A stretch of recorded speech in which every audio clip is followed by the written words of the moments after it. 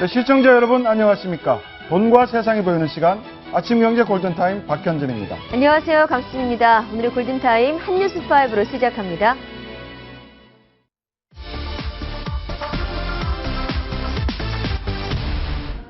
하얀색과 푸른색 군복을 입고 도도한 자태를 뽐내는 중국 여군 의장대. 자로 잰 듯한 움직임입니다.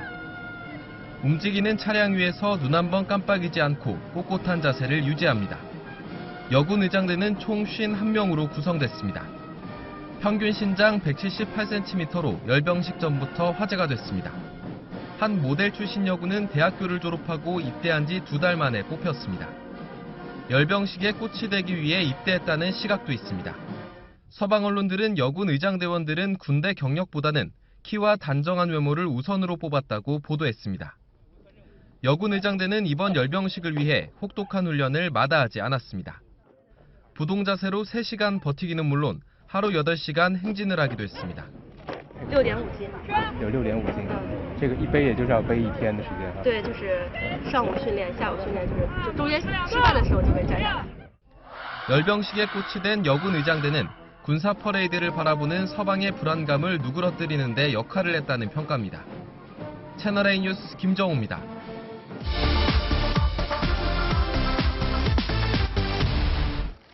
시진핑 중국 국가주석과 악수를 나눈 각국 정상이 함께 열병식을 관람하기 위해 해남먼 송루를 향해 올라갑니다.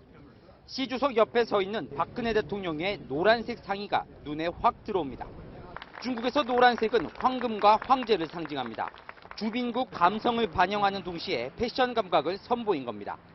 중국인들이 좋아하는 붉은색 계열이라던가 아니면 노란색, 황금색을 많이 활용하고 계셨죠. 박 대통령은 지난해 시 주석 부부가 한국을 방문했을 때 황금색, 지난해 중국 방문 때는 붉은색 옷을 입었습니다. 빼어난 스타일로 늘 화제가 되는 시 주석의 부인 펑리위안 여사는 붉은색 원피스를 입었습니다. 좋아하는 색의 가장 여성스러운 그 폴스트레이드의 느낌이 날 수 있는 그런 그 스타일의 원피스로 박근혜 대통령은 그 여성이지만 폴스트레이드의 느낌이 아니라 여성 리더의 모습을 좀 보여주려고 했다라는 게 두 분의 차이점이죠. 박 대통령이 열병식이 진행되는 동안 쓴 검은색 선글라스도 눈에 띕니다. 렌즈가 큰 것으로 20년 전에 유행한 모델입니다. 청와대 관계자는 워낙 햇빛이 세기 때문에 선글라스를 미리 준비해 갔다고 말했습니다. 다른 정상이나 중국 당 간부들 가운데도 선글라스로 9월 초 베이징 햇살을 피했습니다. 하지만 전문가 중에는 박 대통령의 튀는 의상이 주빈국 정상의 무채색 인민복보다 더 눈에 띈 것이 부담이 될 수 있다는 의견도 있습니다. 채널A 뉴스 동정민입니다.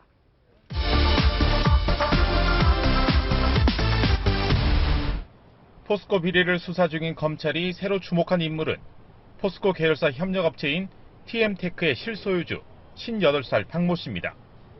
박 씨는 이명박 전 대통령의 친형인 이상득 전 의원의 지역구 연락소장 출신으로 30년 가까이 이 전 의원을 보좌해온 최측근 인사입니다. 검찰은 박 씨가 TM테크를 설립하고 포스코 일감을 따내는 과정에 이 전 의원이 영향력을 행사했는지 등도 조사하고 있습니다.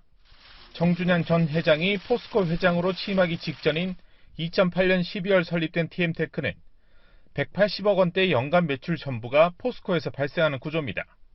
검찰은 특히 박 씨가 지난 2006년 한나라당 공천을 원하던 오창근 당시 울릉 군수로부터 이 전 의원에 대한 공천 로비 명목으로 2,500만 원을 받아 챙긴 전력도 주목하고 있습니다.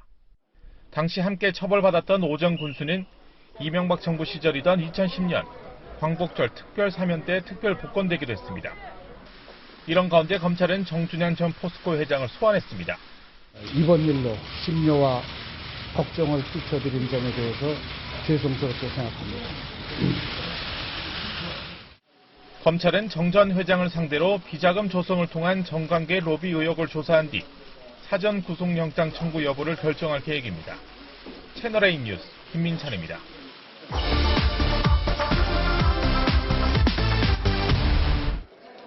로스쿨 출신 변호사인 딸의 LG 디스플레이 사내 변호사 취업을 위해 청탁을 했다는 의혹이 제기된 윤후덕 새정치 민주연합 의원.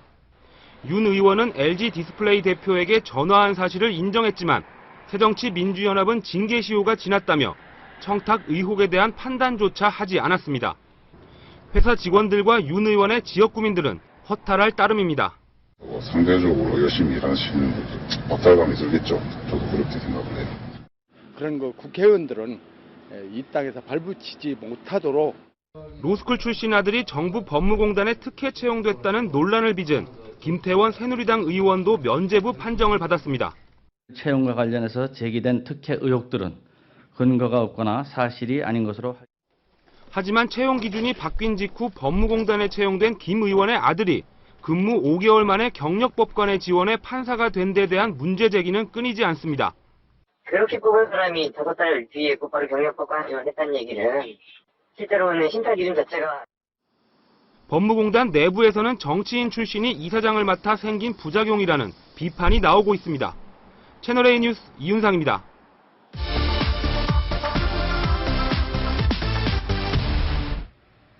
TV와 냉장고 등 가전제품은 물론 싱크대와 침대까지 갖춘 카라반. 하루 숙박 비용이 웬만한 중소호텔과 맞먹지만 준비물 없이 캠핑을 즐길 수 있어서 이용객이 많습니다. 그런데 문제는 카라반을 고정시설로 운영한다는 점입니다. 법적으로는 견인차기 때문에 바퀴는 달려있지만 전기 배선과 상수도관까지 끌어와서 아래쪽에 고정해놨습니다. 물은 어떻게 나오는 거예요? 상수. 카라반 안에 있는 싱크대입니다. 수도꼭지를 열면 이렇게 물이 콸콸 나오는데요. 외부에 있는 상수도관과 연결되어 있기 때문입니다. 그렇다면 카라반의 소방안전과 전기시설을 관리하는 곳은 어디일까?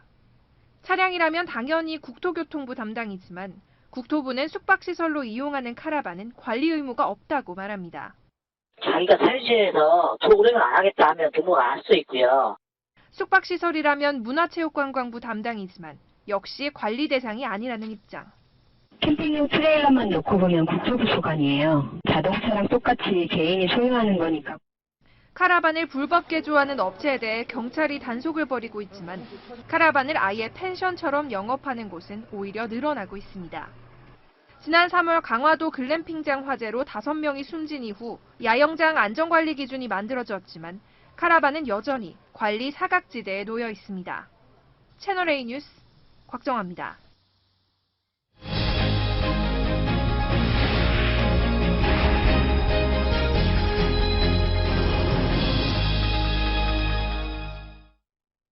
아침 경제 골든타임 곽수정 경제학 박사, 정철진 경제 칼럼니스트, 김태현 변호사 세 분과 함께합니다. 어서 오세요. 네, 어서 오십시오. 안녕하십니까. 네, 개별 소비세 인하를 등에 업은 자동차 업계가 대대적인 할인 행사에 나섰습니다. 차 바꿀 생각이 없던 분들도 솔깃해질 정도인데요. 네. 정철진 평론가, 얼마나 싸지는 겁니까? 상당폭 이 할인액이 커지고 있습니다. 지난달 27일이었죠. 이 개별 소비세 인하를 통해서 국내 자동차 가격이 이제 국내 차 기준으로는 한 많게는 80만 원 정도까지 할인이 됐는데요. 9월 들어서 이 자동차 업체들이 여기에다가 할인의 폭들을 더하고 있습니다. 크게 2가지 정도 방법을 더하고 있는데요. 한 가지 더를 취한 것은 일단 9월 아닙니까? 그래서 이제 구형 모델이 끝나고 내년에 나올 이제 신차 모델이 있는데 구형 모델 같은 경우에 현금 할인을 해주는 겁니다. 많게는 5%에서 7% 정도를 깎아주는 그런 프로그램을 운영하고 있고요. 또 한 가지 방식은 이 할부 같은 경우에 이 할부율을 또 깎아줍니다. 그래가지고 현재는 1%대, 1.9%대 할부 이자율까지 나오고 있어서 한번 노려볼 만하다 이렇게 보여드리고요. 지금 표에 나와 있는 것처럼 이 회사별 차별로 많이 틀리게 될 텐데 가장 큰 경우가 이제 한국 GM 같은 경우가 큰 폭의 할인을 나서고 있는데 이 쉐보레 캡티바 표에는 없는데 이 모델 같은 경우에는 지금 최대 430만 원까지 할인이 가능하다 이렇게 하고 있어서 아마 자동차 구입을 생각하시는 분들은 9월 이 할인 프로그램을 노려보시면 좋을 것 같습니다. 네. 국내 자동차 업계가 이처럼 적극적인 할인 공세에 나선 이유 역시 수입차의 질주가 무섭기 때문일 텐데 네. 국내 자동차 업계가 위협을 받을 정도입니까? 어떻습니까? 그렇습니다. 위협이 이미 가시화됐다고 봐야 될 것 같은데요. 그동안 국내 자동차 업계 수출이 좀 힘들더라도 내수를 통해서 이것들을 많이 커버를 했었는데 2012년을 기점으로 완전 상황이 좀 역전됐습니다. 우리가 이제 자동차 시장의 점유율이라는 개념이 있는데요. 그러니까 그 한 해 동안에 신규 등록한 차 중에서 수입차와 외제차가 얼마나 되는가 이거를 봐야 될 것 같습니다. 표를 잠깐 보시면은요. 2012년에는 약 10%였었거든요. 그러니까 2012년 한 해 동안에 자동차를 산 사람 이제 10명 중에 1명 정도만이 수입차, 외제차를 샀다. 이렇게 보면 될 것 같은데 올해는요. 벌써 이제 상반기밖에 안 됐는데도 17%입니다. 즉 10명 중 거의 2명은 외제차, 수입차를 산다는 건데 전문가들에 따르면 이미 2015년은 20% 점유율을 훌쩍 넘을 것이다. 최대 3, 4년 내에 30%까지도 바라볼 수 있다라고 해서 차를 산 사람 중에 10명 중 3명이 외제차를 산다? 이것은 분명히 이 국내 완성차 업계의 큰 위협과 위험이 될 것 같습니다. 네, 국내 완성차 업계 할인 공세, 수입차 업계도 가만히 앉아서 불구경만 하진 않을 것 같은데요.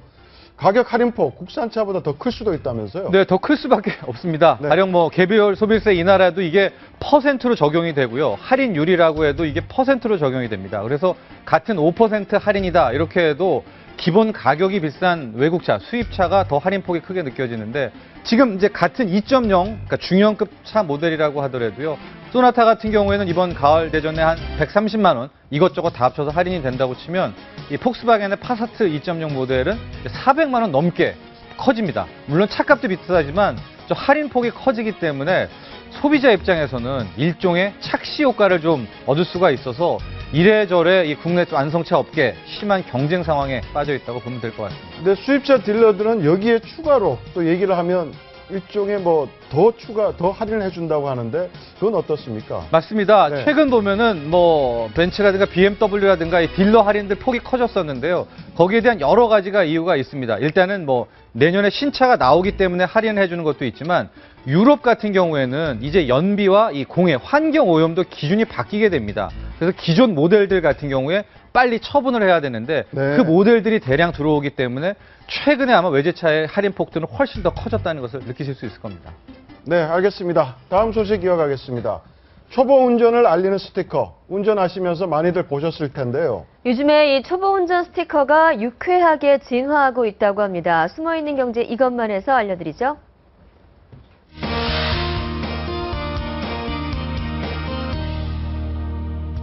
네, 오늘은 교통사고를 예방하는 센스 만점 초보 운전 스티커에 대해 알아보겠습니다.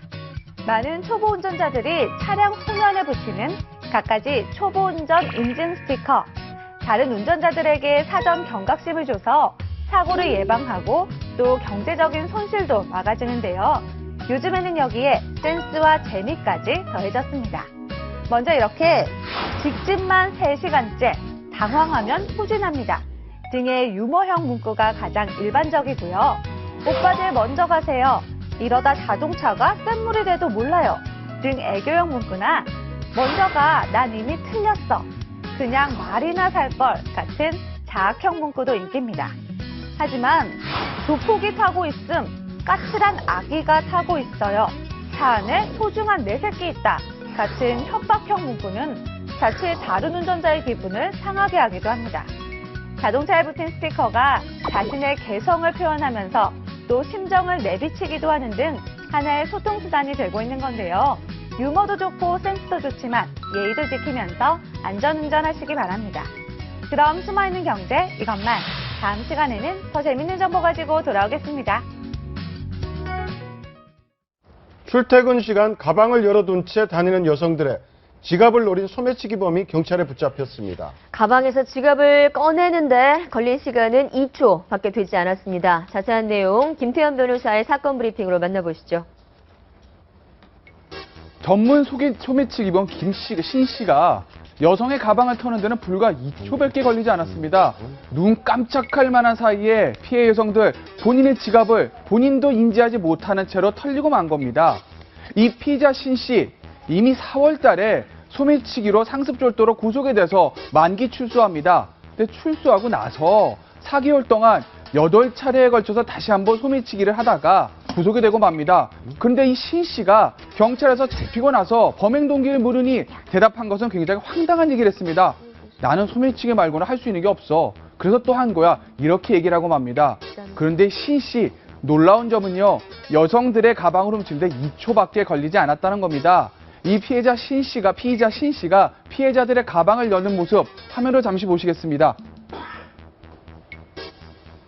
예, 저기 뒤에 지금 나오고 있죠. 지금 에스컬레이터인데요. 이 빨간 옷 안에 빨간 점 안에 있는 남성, 여성 뒤에서 잠깐 들렸다가 잠깐 뒤로 나갑니다. 자, 보세요. 다시 한번 나오고 있는데요.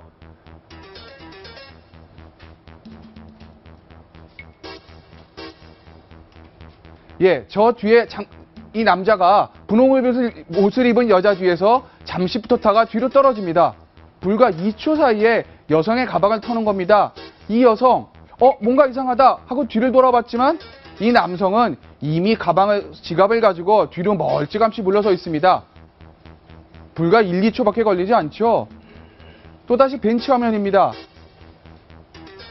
하얀 옷을 입은 여자 뒤에 이 남성이 잠시 붙었다가 벤치 뒤로 나가서 앉습니다. 불과 2초 만에 가방을 가지고 나가는 건데요. 이 여성, 내 가방이 좀 털린 것 같은데 하고 뒤를 돌아보지만 피의자 신 씨는 이미 뒤에 멀찌감치 서서 있습니다. 아무도 이 남성이 그 여성의 가방을 훔쳤다고는 생각하지 못하고 있는데요.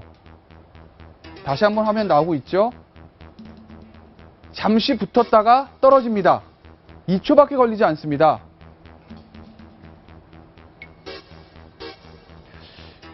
예, 불과 2초 만에 여성들이 모두 가방을 털리고 맙니다. 그런데 시청자 여러분, 제가 팁을 하나 드리겠습니다.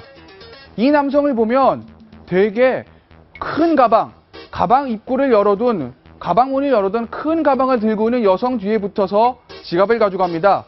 시청자 여러분, 특히 여성 시청자 여러분, 지하철 같은 곳에서 가방을 들고 다니실 때는 가방 문을 절대 열어두시기 말기 바랍니다. 그리고 입구가 넓은 큰 가방 같은 경우에는 옆에 매는 것보다는 몸 앞쪽으로 가지고 다니시는 것이 피해를 막을 수 있는 길입니다. 지금까지 김태현의 사건 브리핑이었습니다. 네, 여성의 가방에서 지갑을 꺼내는데 네. 불과 2초도 걸리지 않는 소매치기의 모습 보셨습니다. 패널 한 분 저희 더 모셨습니다. 김기호 경기대 정치전문대학원 교수 모셨습니다. 어서 오세요. 그렇죠? 예. 안녕하십니까? 네, 실제 이 영상을 보셨듯이 피해자들, 실제로 피의자를 옆에 두고도 그가 소매치기인지 몰랐다고 진술했습니다. 저렇게 당한다면 정말 어이가 없을 것 같은데요? 출연자분들 저런 경험 없으시죠?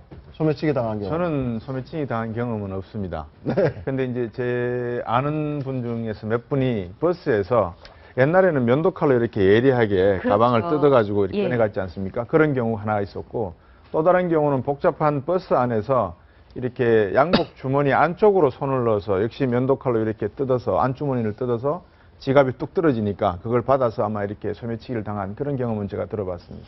예, 네. 저도 실제로 대학생 때 버스에서 내려보니까 가방이 이렇게 쭉 네. 찢어져 있는 경험을 한 적이 있었는데 이번에 검거된 피의자 그 전에도 사실 소매치기 때문에 복역을 살지 않았습니까? 예. 재범입니다.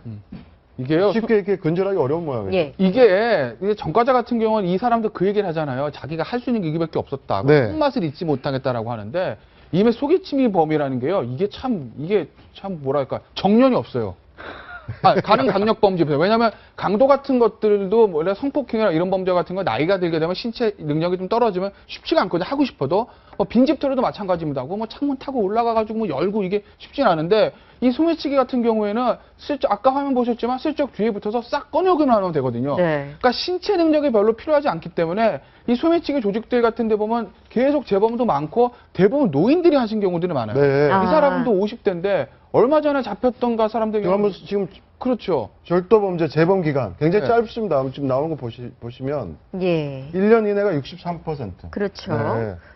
더군다나 이 절도 같은 경우에는 일종의 보면은 생계와도 연관돼 있기 때문에 이 사람들이 살고 나와도 속된 말로 할 수 있는 게 없다라는 거죠. 네. 교도소 안에서 무슨 기술을 배워서 제사회가 되는 것도 아니고 그다음에 전과자 같은 경우는 다시 써주는 것도 아니고 대부분 또 나이가 많은데요. 요새 가뜩이나 실업률도 높은데 그러니까 할 줄 아는 건 이거밖에 없고 나 먹고는 살아야 되겠는데 어떡하지? 하고 이걸 하는 거죠. 왜냐하면 이거는 어떻게 보면은 빈집털이나 강도 같은 경우는 나름대로 준비도 많이 하고 해야 되지만 소매치기는 가서 지하철 딱 보다가 스마트폰 끼고 가방 문 열어놓고 있는 여성 뒤에 붙어서 쓱 가져오면 되거든요.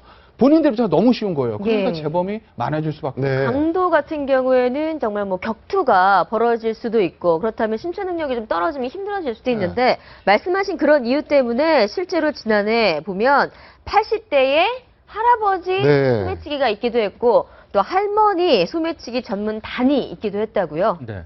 저는 좀 다른 시각으로 보는 게요. 이번 사건에 좀 의미가 있는 게 실은 최근에 국내에서 소매치기 범들이 굉장히 많이 근절이 됐거든요. 그래서 저기 할아버지 단, 할머니 단이 있는 이유가 네. 저분들 같은 경우에는 이제 80년대에서 주로 활동하던 분들이었었습니다. 네네. 그리고 이제 90년대 초반까지고 그 다음에 소비치기라는 범죄가 뚝 떨어졌었고 경찰도 저기에 대한 대응력이 떨어졌는데 최근 들어서 나오는 이야기들이 저분도 다시 활동을 하지만 이제 저분들에게 기술 전수를 받은 네. 신규 젊은 층이 다시 나오는 게 아니냐. 이번에 같은 검거된 사람 같은 경우에도 꽤 젊었었거든요. 예. 그렇게 되면 우리 경찰팀도 그동안 좀 꾸리지 않았던 이 소매치기라는 범죄에 대해서 다시 주목해야 되지 않나. 저게 혹시 빙산의 일각이 아닌가. 그렇다면은 기술의 전수. 예, 기술의 전수 일어나고 예. 한동안 뜸했던 소매치기가 다시 이게 들고 일어나 극성을 부리는 게 아닌가. 정말 골치 아픕니다. 저게 다시 뜨게 되면은. 그래서 이번 사건을 통해서 예. 단순한 한가의 사건으로 보지 말고 소매치기 범 이런 범죄가 좀 많이 늘고 있는지 트렌드적으로도 한번 봐야 될 것 같습니다. 실제 전담 경찰 인력이 준 것도 영향을 미친 것 같아요. 아, 그럼요. 네, 전담 과거에 비해서 많이 줄었다면서요? 많이 줄었죠. 네. 왜냐하면 이게 소매치기 범죄가 사실은 절대적인 양이 예전보다 줄어든 건 맞거든요. 그러니까 경찰들이 사실 전담 인력도 줄이게 되고, 그러니까 재범은 계속 이제 그 반복이 되는 거죠. 왜 소매치기 같은 경우에는 이게 사실은 현행범으로 잡지 않으면은 잡기가 쉽지 않기 때문에 전담 인력들이 지하철이라든지 그런 곳에 계속 좀 붙어 있어야 되는 측면들이 있거든요. 그렇기 때문에 전담 인력이 줄게 되니까 소매치기 재범이 계속 좀 늘어나게 되는 측면이 있죠. 네, 알겠습니다. 다음 소식 이어가겠습니다. 박근혜 대통령이 우리나라 정상으로는 처음으로 천안문 성루에 올라 중국 열병식을 참관했습니다. 열병식 참관의 의미, 과연 어떻게 정리할 수 있을까요? 61년 전에는 바로 김일성 전 북한 주석이 앉았던 자리인데. 그렇죠. 네. 우리가 얼마 전에 8월 15일 날 70년, 광복 네. 70년 기념을 했듯이 중국도 마찬가지로 전승 70주년이 아마 된 것 같습니다. 2차 세계대전 때 일본을 상대로 해서 기념을 하는 그런 열병식이었던 것 같은데, 외교적인 측면에서 미국과 중국을 사이에 놓고 한국이 새로운 어떤 외교적인 포지셔닝을 취하는 중요한 계기가 이번에 마련되지 않나 하는 생각입니다. 여러 가지 해석들이 나오고 있습니다만은 제 개인적으로 볼 때는 박근혜 대통령의 이번 중국 방문은 다른 무엇보다도 70년 동안 우리의 동맹, 혈맹 관계였던 미국의 외교 중심에서 이제 어느 정도 중국 쪽의 그 가치와 중요성, 미래 한국을 놓고 그런 점에서의 외교적인 상당히 중요한 포지셔닝을 하기 시작한 그러한 첫 해가 되지 않나 하는 생각이 듭니다. 네, 박근혜 대통령 이번에 중국을 방문하면서 과연 시진핑 주석의 오른쪽에 서느냐 왼쪽에 서느냐 자리 정체기가 굉장히 많이 나왔습니다. 열병식 내내 자리가 4번이나 바뀌었는데 네. 어떻게 바뀌었는지 저희가 사진으로 한번 보여드리도록 하겠습니다. 맨 처음이죠. 전승 행사장에 입장을 해서 펑리위안 여사와 시 주석과 기념 촬영. 시 주석의 오른쪽에 섰습니다. 네. 악수를 하고 그냥 들어가려고 하던 박근혜 예. 대통령을 붙잡고 사진 촬영을 권한 거죠. 그렇죠. 네. 그러다가 단체로 각국 정상들과 기념 촬영을 했을 때는 펑리위안 여사 옆에, 그러니까 시 주석의 왼쪽에 자리를 하고 있죠. 저 그림이 우리가 이제 예측했던 최초의 그림이었어요. 네. 그렇죠. 저 그림. 펑리위안 여사가 그림. 추가됐을 때는 네. 아마 저 그림일 거다라고 네. 저희가 예측을 했었죠. 세 번째 사진 보시면 자 성루까지 걸어가는 모습입니다. 이때는 시 주석의 바로 왼쪽에서 걸어가면서 담소를 나눴습니다. 계단을 상당히 많이 걸어 올라가야 됐기 때문에 그때 푸틴 대통령과 박근혜 대통령이 같이 시 주석의 양 옆에서 얘기를 하면서 올라가고 있죠. 네, 굉장한 친분을 드러낸 장면이라고 봐야 될 것 같습니다. 결과적으로 이제 저 네. 장면이 박근혜 대통령 좀 배려한 거 아니냐 이런 관측이 나오는 게 네. 왼쪽이 더 상속이라고 하거든요. 네. 근데 이제 그 정작 위에 올라가서는 자리가 바뀌지 않았습니까? 푸틴 네. 대통령과. 그거는 이제 푸틴 대통령이 전통적 우방이기 때문에 푸틴 대통령은 좀 우대한 측면이 있는 것이고, 그렇기 때문에 열병식 장면까지 올라가는 계단에서는 그래도 박근혜 대통령을 좀 배려를 해서 상속이 왼쪽에 좀 서게 했다, 뭐 그런 관측도 나오고 있어요. 우리가 지금 의전에 대해서 중국이 우리를 배려하고 신경 쓴 건 맞지만 네. 너무 중국이 우리에게 대하는 겉모습에 흥분하고 앞서가는 것 같아요. 네네. 실제로 중국이 배려한 건 맞지만 중국이 왜 이렇게 하는가 하는 그 전략적 노림수를 읽고 차분하게 중국의 굴기를 대비해야 될 것 같아요. 나중에도 나오겠지만 네. 지금 푸틴 러시아 대통령 빼놓고 그 나라 의상이 큰 나라 대통령 누가 왔습니까? 독일에서 왔습니까? 영국에서 왔습니까? 그렇죠. 서방 국가에서는 안 왔죠. 왔습니까? 네. G7은 아무도 안 왔고. 네. 독일은 전 만일 총리가 한일 왔죠. 기념이지만 일본 아베가 왔더라면 어떻게 할 뻔했고, 또 만일 김정은이가 왔으면 또 어떻게 할 뻔했습니까? 네. 이거 중국인이 보이는 그 속셈 알기가 힘들거든요. 네네. 너무 흥분해서 우리가 외교에서 균형을 찾았다, 중국으로 경도됐다, 그럼 왜 중국이 북한의 핵무기 빨리 제거 안 해줍니까? 10월 10일 날 노동절 행사 때 북한이 미사일 발사하는 거 중국이 얼마나 건설자적 역할을 하는지 말로만 전략적 동반자 관계라 그러고 어떤 때 중국이 우리 실질적으로 나온 거 그것도 그렇지만 실질적으로 우리한테 이익이 되도록 네. 안보나 경제에 해주는 게 더 중요하다고 봅니다. 의존보다는 실제 얼마나 중국이 우리와 동맹 관계를 맺어질지를 그렇죠. 의존도 지켜봐야 된다는 거죠. 중요하지만 네. 이런 걸 다 지켜보면서 우리가 냉철하게 판단을 해야지 중국이 이제 부상하는 거 보여주고 의존 뭐 몇 차례 신경 써서 바꿔줬다 그래가지고 여기에 너무 경도되고 흥분돼서 뭐 박 대통령의 외교가 바뀌었다 어쩌다 이렇게까지 무게를 싣고 또 시진핑이 우리 한국을 대하는 게 달라졌다. 그 속마음까지 읽고 난 다음에 얘기해야지. 네, 너무 알겠습니다. 앞서가는 것 같습니다. 우리 김기호 교수님이 아주 중요한 지적을 해주셨는데요. 30개국 정상들이 모였다 또는 주요의사들이 왔다고 하지만 사실 눈에 도드라지게 나오는 국가는 러시아하고 한국만이 네. 없죠. 북한도 체령회가 왔고요. 네. 그다음에 또 중요한 말씀 하나가 우리가 너무 이런 중국 쪽에 소식을 전하면서 흥분된 상태가 아니냐라고 말씀하셨지만 뭐 그런 측면도 전략적으로 이해할 수 있는 부분이 없지 않아 있습니다.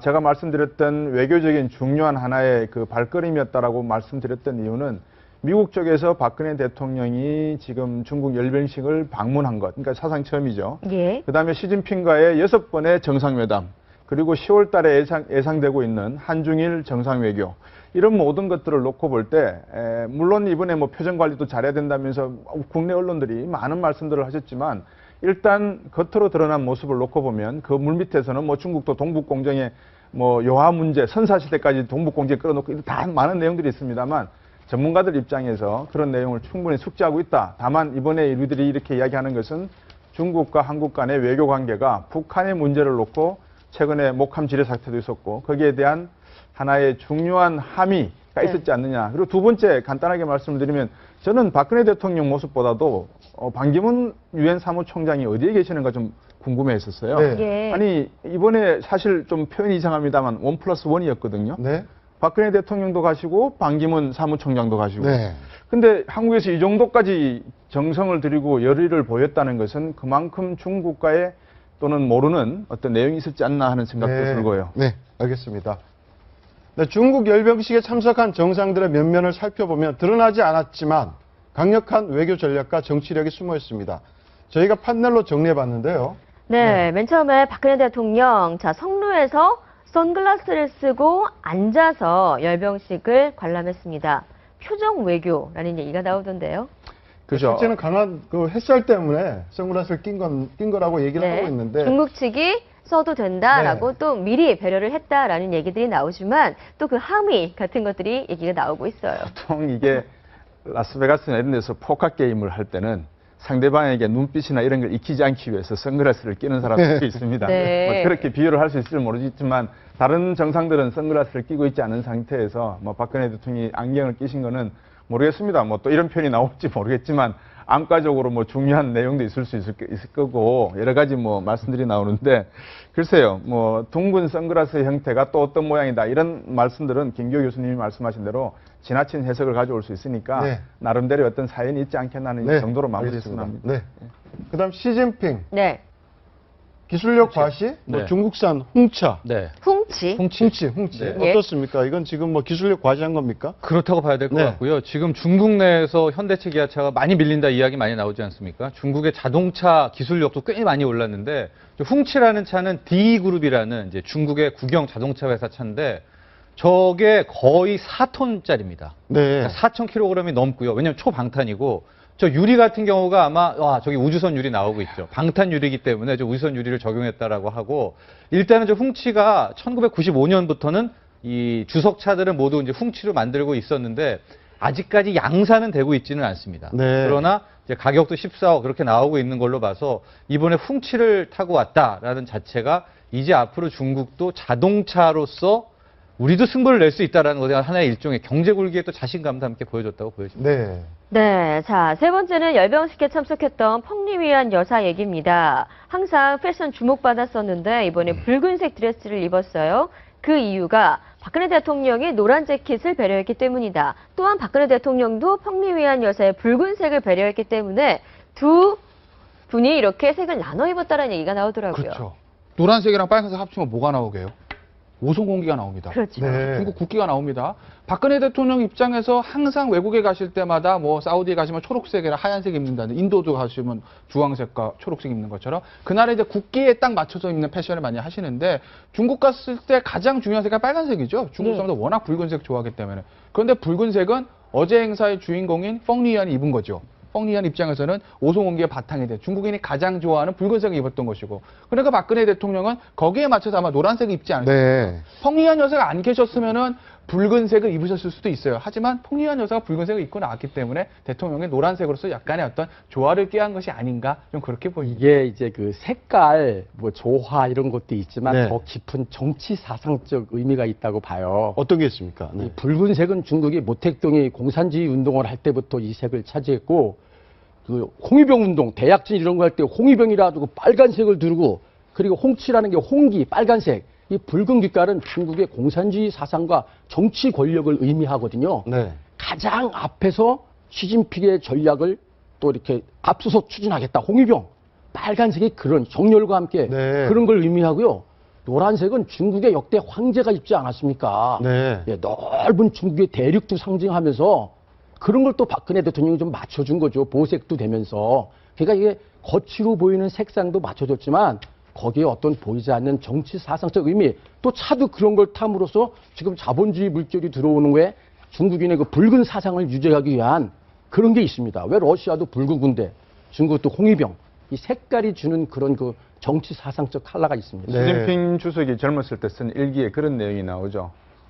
내 심장의 붉은 피처럼 나의 붉은 이 사회주의 사상을 끝까지 지키겠다라는 이야기가 나오는데, 방금 말씀하신 내용이 맞는 것 같습니다. 근데 제가 드리고 싶은 말씀은 다른 게 아니라, 이렇게 외교 관계라고 하는 것은 정상들이 만날 때 물밑에서 벌어지고 있는 일들은 저희들이 생각할 수 있는 것보다 상당히 민감한 이야기까지 오갈 수 있다는 것. 네. 다시 말씀드려서 어떤 옷을 입냐, 나는 이 옷을 입을까, 저 옷을 입을까, 이런 내용까지 맞추고 가기 때문에 정상 외교라고 하는 것이 그만큼 간단치는 않다라는 것이 아마 이번에도 나타난 것 같습니다. 알겠습니다. 주목받은 정상들에 비해서 북한 최룡해의 모습은 초라하기 짝이 없었습니다.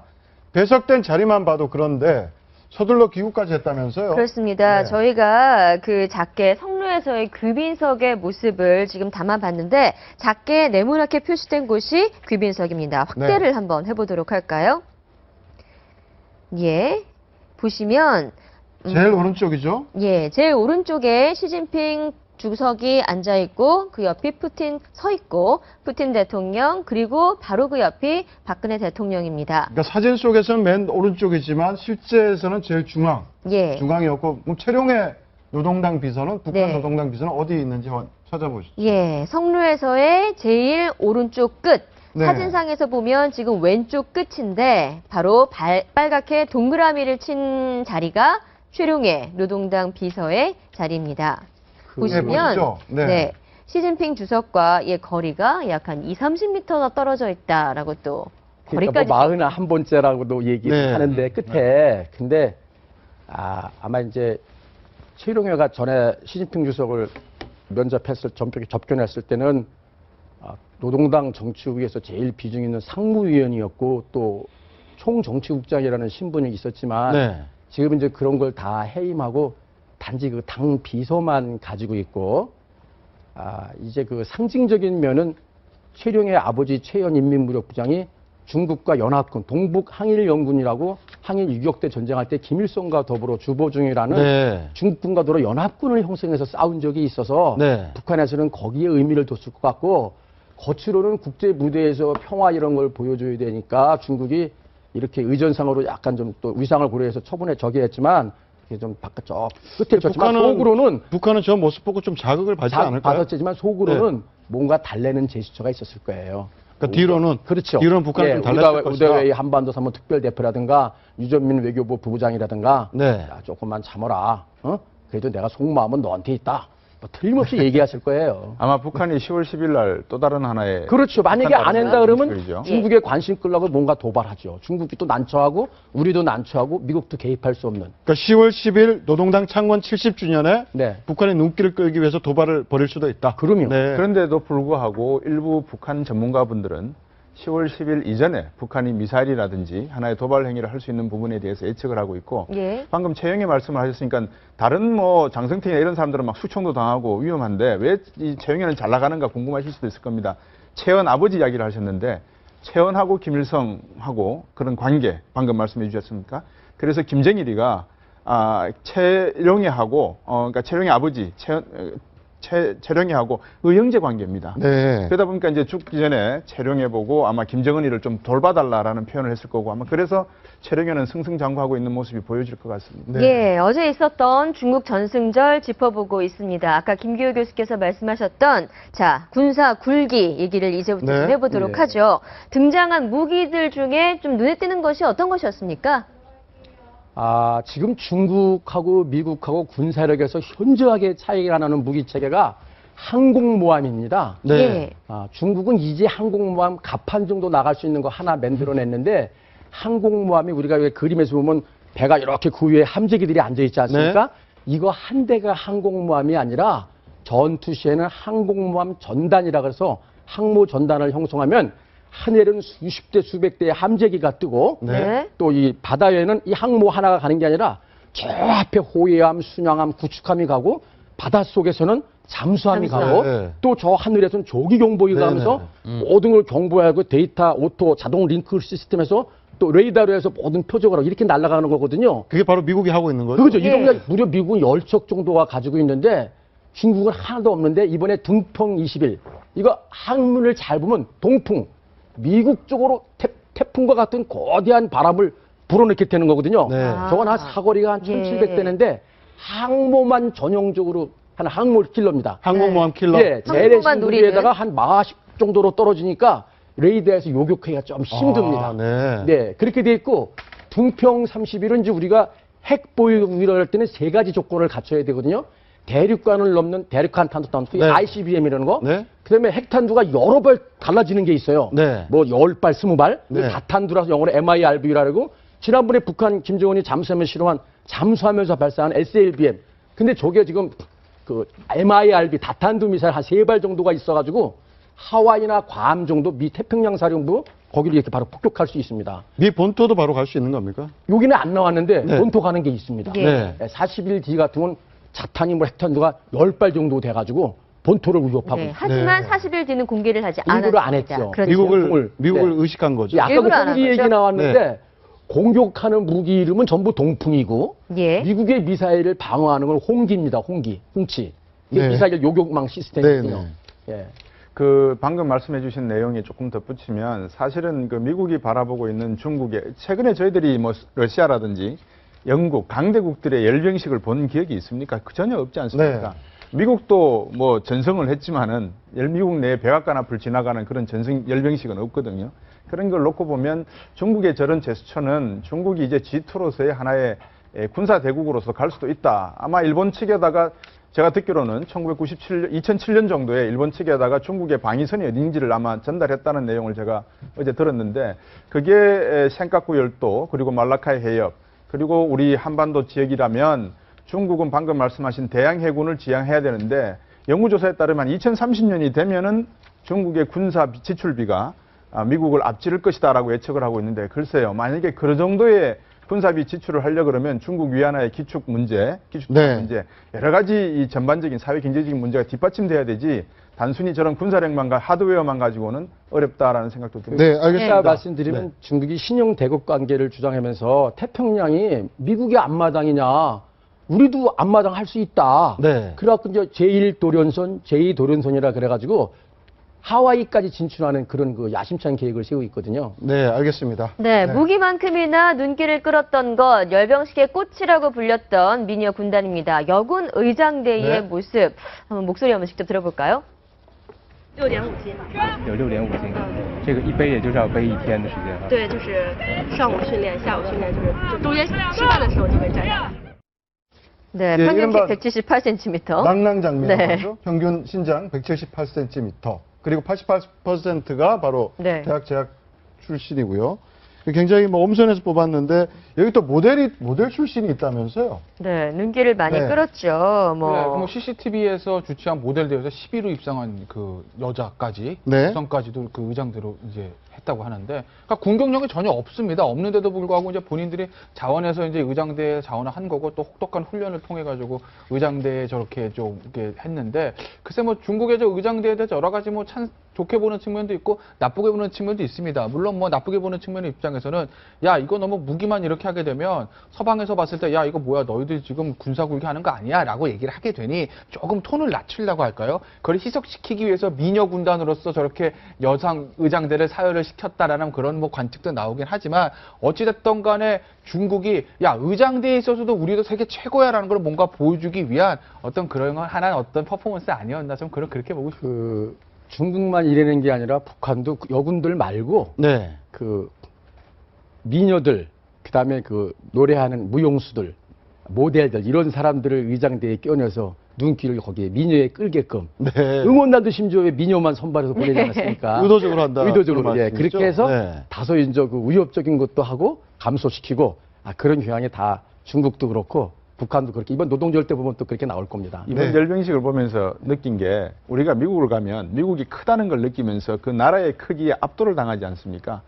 70년 역사 속에 한미 간의 그런 우리가 미국을 바라보는 시각이 그만큼 부러움과 그런 내용이 있듯이 이 반만년 역사 속에 중국이라고 하는 저 큰 대륙은 아마 고대부터 우리에게는 상당히 부러움의 대상이었고 그런 내용이었을 겁니다. 최근 중국이 이제 경제적으로도 성장을 해서 1911년 그 손문의 어떤 신의 혁명 이후에 근대화 과정 그리고 이제 중국이 1978년 문을 열어서 보여주고 있는 저런 모습들 속에 중국이 앞으로 어느 정도까지 성장할 수 있으며 또는 저런 성장 과정 속에서 어떤 식의 그 동북아에서 미국과의 태평양 질서를 유지해 나갈지 이게 아마 이번 열병식을 바라보는 많은 전문가들의 시각이 아닐까 싶습니다. 알겠습니다. 지금까지 열병식 이모저모 살펴봤습니다.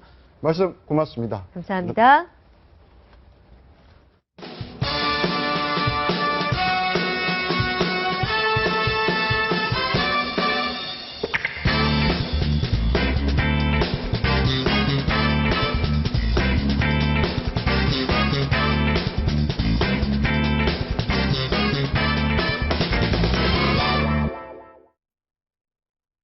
모두가 궁금해하는 연예계 뒷이야기, 연예계 핫 이슈로 만나봅니다. 네, 정철진 경제 칼럼니스트와 함께 류대산 연예전문 리포터 모셨습니다. 어서 오세요. 안녕하세요. 반갑습니다. 네. 반갑습니다.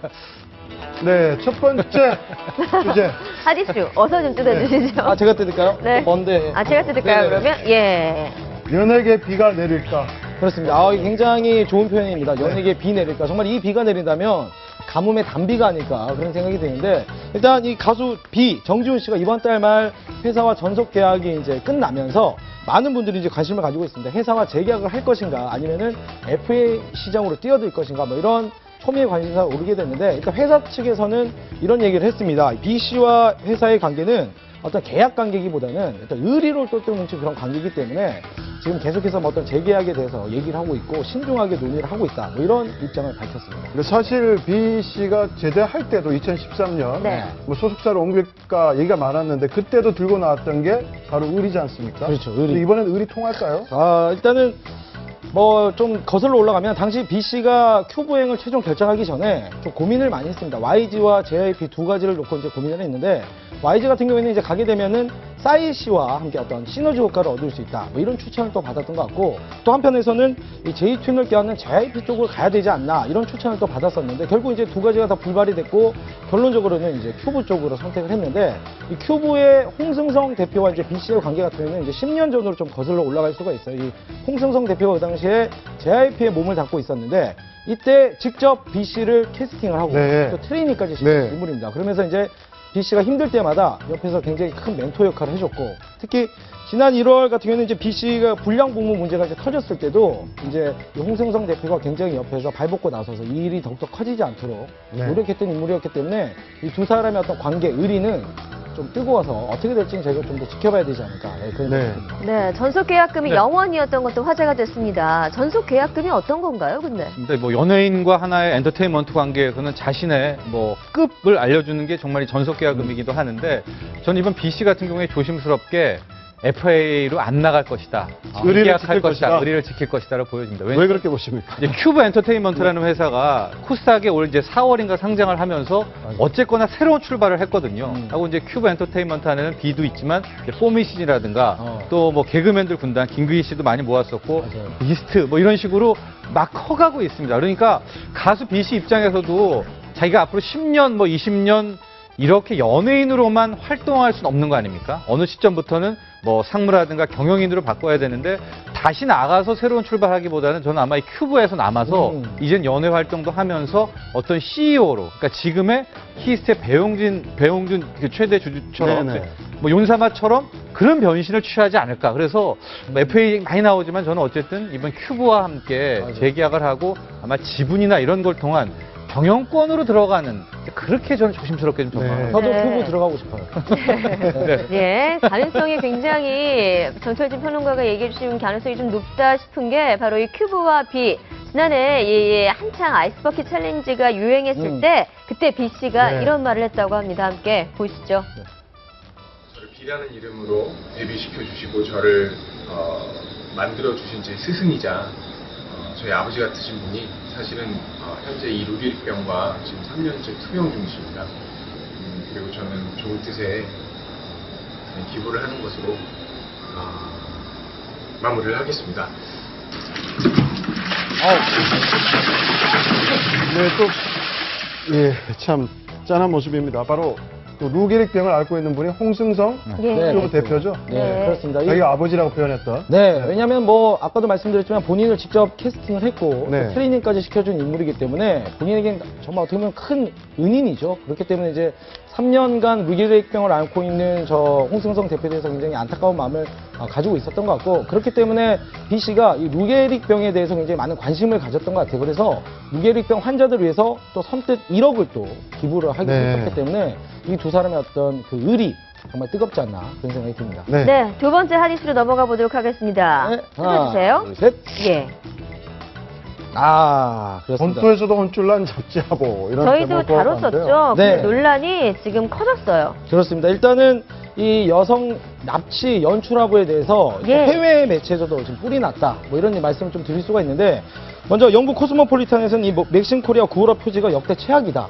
정말 여성 폭력을 미화하고 있다. 뭐 이런 내용부터 해서 미국 허핑턴 포스트에서는 강력 성범죄를 부추겨서는 안 된다. 이런 화보가 사회에 미치는 악영향을 좀 고려해달라. 그리고 미국 우먼 우시드 노에서는 미디어에서는 막중한 책임감이 따르는 법. 뭐 이런 얘기를 하면서 굉장한 어떤 해외에서도 비난 비판을 받고 있지 않나. 그러니까 한국의 잡지의 표지 사진이 이렇게까지 해외에서 반향을 일으킨 적이 아마 처음인 것 같은데 그만큼 논란이 될 만한 그 소지가 있는 것 같습니다. 예, 그 외신들 이렇게 쭉 봤는데 외신들은 저 사진의 파워보다는 저 사진을 잘 보면은 성범죄입니다. 그러니까 이게 뭐 살인, 납치뿐만이 아니라 뭐 저 잡지 자체는 이제 강한 남자, 뭐 나쁜 남자 표출한다고 하는데 저 다리가 나온 것은 누가 봐도 이 강간 후에, 성폭행 후에 이런 연출 아니냐라는 바로 이 부분에 있어서 뭐 유럽, 미국 모두가 떠들썩한 거거든요. 근데 제가 이렇게 봤어도 저게 단순한 하나의 컨셉, 뭐 사진 연출이라기보다는 더 많은 것들을 함의하고 있어서 좀 신중하지 못했던 게 아닌가 이런 비난을 할 수가 있습니다. 화보 논란에 대해 해당 잡지사는 범죄 영화 컨셉은 맞지만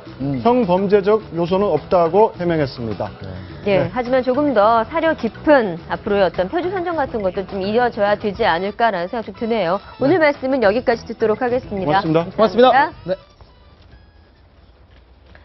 정재창 공정거래위원장이 대기업들이 해외 계열사 현황을 의무적으로 공시하도록 하는 방안을 검토하고 있다고 말했습니다. 정 위원장은 어제 서울 소공동 롯데호텔에서 열린 동아 GT 라운드 테이블에서 하반기 중점 추진 과제로 대기업의 해외 계열사 현황에 대한 공시 의무를 부과해 해외 계열사 현황을 공개하는 방안을 검토하고 있다고 밝혔습니다. 정 위원장은 롯데그룹의 경영권 분쟁과 관련해서는 해외 계열사의 주주, 출자 현황을 제출받아 검토 중이며 허위 자료 제출이 확인되면 제재하겠다고 말했습니다. 네, 지금까지 아침 경제 골든타임이었습니다. 고맙습니다.